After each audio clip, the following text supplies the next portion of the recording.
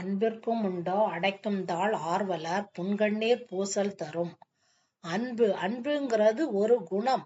அது உணரதான் முடியும்.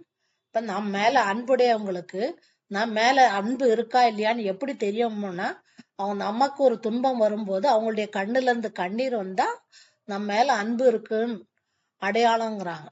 இப்போ ஒரு அப்பா மக சொல்லுது அப்பாட்ட, அப்பாக்கு என் மேல பாசமே இல்லைங்கிறா.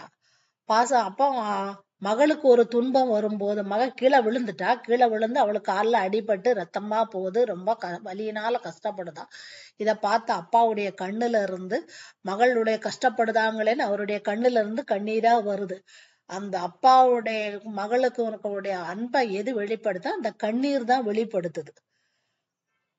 அன்பிற்கும் உண்டோ அடைக்கும் தாழ். தம் மேல் அன்புடையவருக்கும் தம் மேல் இருக்கக்கூடிய அன்பை அடைத்து வைக்கக்கூடிய தாழ் உண்டமோன்னா இல்லை, அன்பை அடைத்து வைக்க முடியாது.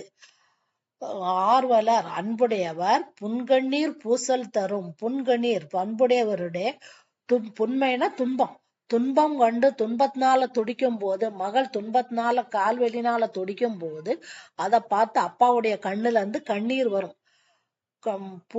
புன் கண்ணீர், துன்பத்தை பார்த்து கண்ணீர் வருது. அந்த கண்ணீர் தான் பூசல் தரும். அப்பாக்கும் மகளுக்கு மேல இருக்கக்கூடிய பாசத்தை எல்லாரும் அறிய செய்யக்கூடியது அந்த கண்ணீர் தான். அன்பிற்கும் உண்டோ அடைக்கும் தாழ் ஆர்வலர் புன்கண்ணீர் பூசல் தரும். பொருள் அன்பிற்கும் தம்மேல் அன்புடையவருக்கும் உண்டோ உள்ளதோன இல்லை. அடைக்கும் அன்பை அடைத்து வைக்கும். தாழ்பாள் ஆர்வலர் அன்புடையவர் புன்கண்ணீர் துன்பம் கண்டு கண் பொழிகின்ற சிறிய கண்ணீர்.